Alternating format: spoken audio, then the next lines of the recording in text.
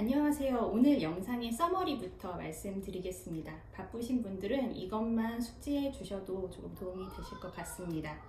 첫 번째, 외국계 회사에 관심이 있으신 분들은 꼭 링크드인을 활용하시기 바랍니다. 대부분의 메이저 외자사들의 모든 잡 포스팅이 여기에서 실시간으로 공유가 되니까요. 이걸 활용하시면 좋겠습니다. 두 번째, 내가 지원하고자 하는 부서에 유사한 잡 포스팅들을 여러 개 리뷰해 보시면 거기에서 공통적으로 요구되는 역량, 지원 조건, 하는 일들에 대해서 힌트를 얻으실 수 있습니다. 이에 맞추어서 서류와 인터뷰를 준비하시면 되시겠습니다. 세 번째, 대부분 영문 포스팅이기도 하고 업계 용어들이 쓰여 있고 함축적으로 이야기를 하다 보니까 그 행간을 읽기가 어렵거나 그 배경 지식에 대해서 이해를 하기가 어려운 경우들이 있을 것 같습니다. 그런 경우에는 조금 더 서칭을 해보시면 도움이 되실 거고, 아니면 가능하면 업계의 경력자나 현직자들에게 이런 부분들에 대한 클래리피케이션을 요청하셔도 큰 도움이 되실 것이라고 생각이 됩니다. 이어지는 영상은 제가 몸 담고 있는 외국계 메디컬 어페어즈 잡 포스팅을 읽으면서 여러분들께 이걸 어떻게 해석해야 하고 어떻게 접근해야 되는지에 대해서 조금 더 디테일하게 오늘 말씀드린 세 가지 측면에서 이야기를 해보려고 합니다. 감사합니다.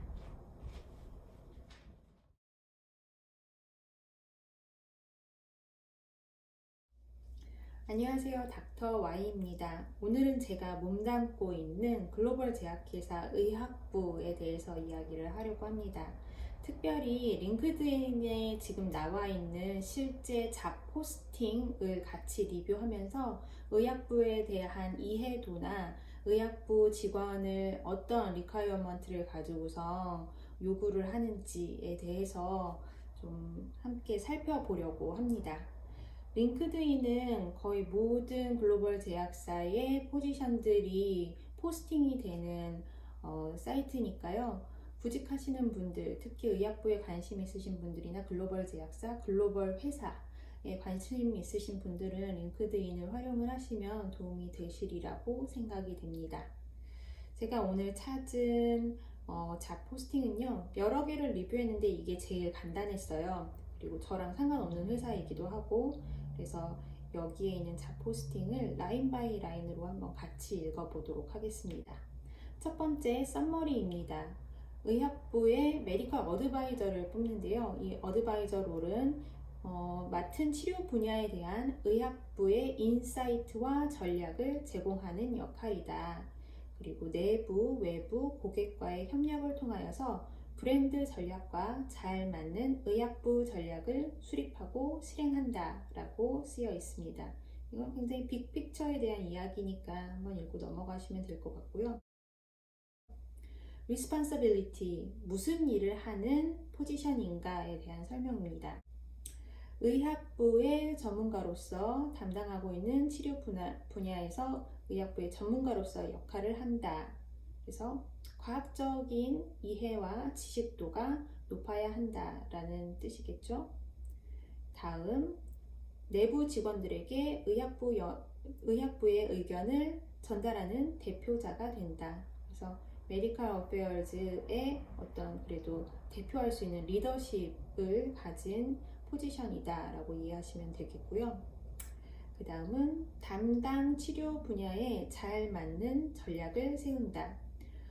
의학부의 전략이라는 부분에 있어서 제가 의학부에 그래도 한 10년가량 있었던 사람으로서 조금 애드호브로 설명을 드리자면, 의학부의 전략은 크게는 데이터를 만드는 전략이라든지 외부 고객과의 파트너십을 맺는 전략, 브랜드 팀과 협력하는 전략, 그 외에 약의 라이프 사이클별로 수행해야 하는 의학부의 컨트리뷰션이나 의학부의 오너십이 있는 프로젝트들이 있습니다. 그런 부분들을 이제 균형 있게 잘 전략을 세워서 해야 한다라고 이해하시면 되는데요. 지금 말씀드린 이 모든 전략들이 밑에 녹아져 있으니까요. 참고하시면 되겠습니다. 그 다음은 기업의 전략 개발을 할 수 있도록 과학적인 고견을 전달한다. 결국 의학부가 전문가로서 회사에 전해줄 수 있는 특별한 어떤 이해 수준이나 지식이나 의견 등이 존재한다라고 이해하시면 되겠습니다. 다음 리스폰서빌리티는 브랜드와 치료 분야의 전문가로서 내부 교육을 할 수 있다. 그래서 내부 직원들에게 의약부로서의 교육을 한다라는 것인데요. 이것에 대한 법과 규제가 다 정해져 있기 때문에 그것을 숙지하시고 또 회사별로 교육팀이 어떻게 세팅이 되어 있느냐에 따라서 교육의 정도나 빈도나 그 간격 이런 것들이 조금 달라질 수 있겠습니다. 그리고 MSL과 같이 일을 하면서 메디컬 전략과 계획을 실행해 나간다. 여기에서 얻을 수 있는 힌트는 이 의학부에는 메디컬 어드바이저도 있고 MSL도 있는 조직이구나 라는 것 정도고요. MSL은 이제 메디컬 어드바이저랑은 조금 다른 롤을 하는 의학부의 직원입니다. 다음 외부 고객과의 관계 또는 의학부의 활동에 있어서 과학적인 부분을 리드하고 관리한다. 조금 모호한 표현이기도 하고 당연한 말이기도 한데 의학부니까 이제 과학적인 관점에서 하고 있는 일들을 다 이제 외부 내부에서 수행을 한다라고 읽으시면 되겠습니다. 그리고 외부에서는 회사의 의학적인 대표자 역할을 한다. 예를 들어 외부에서 발표를 하는데 그게 굉장히 과학적인 부분에 대한 발표라거나 인터뷰를 한다거나 대관 업무에서 의학적인 내용을 가지고 협상을 한다거나 할 때에 의학부가 이 대표가 된다라고 이해하시면 되겠습니다. 마지막 리스폰서빌리티 페이지는 주로 에비던스 제너레이션에 대한 부분이에요. 첫 번째, 전략적인 에비던스를 만든다. 두 번째, 에비던스 제너레이션을 만들 기회를 찾고 통합된 에비던스 제너레이션 전략을 만든다. 세 번째, 클리니컬 프로토콜을 만드는데 전문성을 이제 제공하고 프로토콜 디자인의 영향력을 평가한다. 이거 세 가지는 모두 데이터 제너레이션에 대한 부분인 것 같아요. 데이터 제너레이션은 아까 말씀드린 의학부의 전략과 계획에 굉장히 큰 중요한 포션을 이루고 있는데요. 이거는 뭐 글로벌 레벨에서는 클리니컬 트라이얼도 할 수 있고 또 어떤 부분에서는 레지스트리를 만들어서 데이터 제너레이션을 할 수도 있고 빅데이터를 이용해서 할 수도 있고 아웃컴 리서치를 이용해서 할 수도 있고 다양한 부분들이 있는데 이런 부분들은 또 오셔서 많이 배우게 되는 것 같아요. 그래서 여기에서 조금 내가 구직자의 입장에서 어필할 수 있는 부분이 있다라고 하면은 내가 스스로 메인 연구자로서 자기의 연구를 계획하고 프로토콜을 쓰고 진행하고 논문 쓰고 저자로서 출판해본 경험이 있다라고 하면 이 부분에 있어서 가산점, 포지티브가 되겠습니다.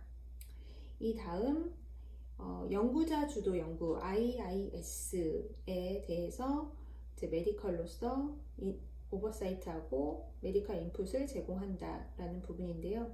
이거는 연구자 주도 연구라는 거를 잘 이해를 하셔야 되는데 이거는 회사에서 주도하는 연구가 아니라 외부 연구자가 본인의 과학적인 필요와 궁금증에 의해서 본인의 연구를 하시는데 회사의 지원을 받는 프로그램이에요. 그래서 이거에 대한 규제나 프로세스는 또 회사에 오셔서 잘 배우시면 되니까요. 지금 구직하는 입장에서 꼭 이거를 잘 기존에 이제 회사를 경험하신 분이 아닌 이상 알지 못할 수밖에 없는 영역이니까 넘어가셔도 됩니다. 그리고 임상팀과도 협력한다. 역시 클리니컬 트라이얼에 참여해본 경험이 있으면 좋겠지만 그렇지 않다면 회사에 들어오셔서 하나하나 배우셔도 되고 기존 회사에서 이런 부분에 대한 경험이나 지식이 있다면 당연히 가산점이 되겠지요. 이제 리콰이어먼트로 넘어가겠습니다. 회사는 그럼 이런 일을 하는 사람에 대해서 어떤 사람을 뽑고 싶은가에 대한 이야기입니다. 첫 번째, 사이언스 분야의 석사 이상의 어드밴스 디그리를 요구한다. 그래서 그 이상이라고 하면 석사 이상은 박사, PhD, 의사, 메디컬 닥터, PharmD, 약학 박사 정도를 요구하는데 이걸 밀어볼 때 확산은 안 되는 자리인 것 같고, 간혹 잡포스팅에 보면은 MD, PhD를 prefer 한다 라고 쓰여 있기도 한데 이 자리는 딱히 그런 건 아닌가 봅니다.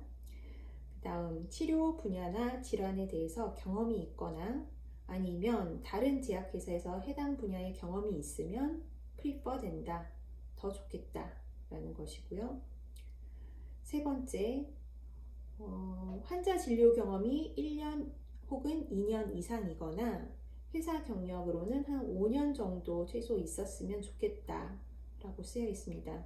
이것으로 미뤄볼 때 일단 1, 2년 정도의 진료 경험이 있는 일반의도 지원이 가능한 것으로 해석이 되고, 의사가 아닌 경우 혹은 일반인인 경우는 업계 경력자였으면 좋겠다라는 이야기로 보입니다. 다음 리콰이어먼트는 강한 리더십, 개인적인 진실성. 다음 리콰이어먼트는 강한 리더십, 개인적인 진실성, 고객 중심적인 사고를 할 수 있는 분. 그 다음 의학 과학적 전략에 대해서 해석, 의사소통, 실행의 능력이 증명된 사람. 그리고 그 다음 탁월한 대인관계 능력, 의사소통 능력, 협상 능력, 발표 능력이 있어야 한다 라고 쓰여 있습니다. 이 부분은 조금 주목해서 보시면 좋을 것 같아요. 이런 부분들이 굉장히 요구가 되는 자리이고 하기 때문에 면접이라든지 CV를 리뷰하는 과정에서 이런 리더십이나 나의 커스터머 포커스한 어떤 예시들 또는 과학적인 부분들을 내가 어떻게 전달을 잘 해서 어떤 좋은 아웃컴을 이렇게 가져왔던 그런 예시들, 그런 스토리텔링이 준비가 된다고 하면은 면접을 할 때 조금 더 인상 깊게 어필을 할 수가 있을 것 같고요. 회사라는 조직, 특히 의학부라는 부서는 혼자서 일하는 곳이라기보다는 협력과 대화와 협상이 거의 일상인 부서이기 때문에 이런 것에 대해서 불편해하고 혼자 일하는 게 편한 분보다는 이렇게 사람들하고 어울리고 협상하고 대화하는 것을 즐기고 이러는 분들이 조금 더 잘 어울리는 분야이기는 합니다. 마지막은 국내 법규, 약물에 대한 등록이나 약품 광고, 임상시험 등에 대한 코드를 잘 이해해야 한다라는 부분인데요. 이거는 경력자들은 아마 잘 알고 계실 거고 회사 처음 들어오시는 분들은 처음부터 하나하나 회사에서 잘 가르쳐 드립니다. 그래서 오셔서 잘 배우고 잘 적용하시면 됩니다.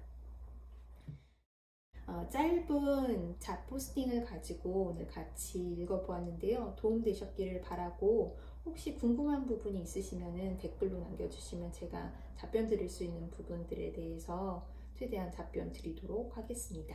닥터 Y였습니다. 감사합니다.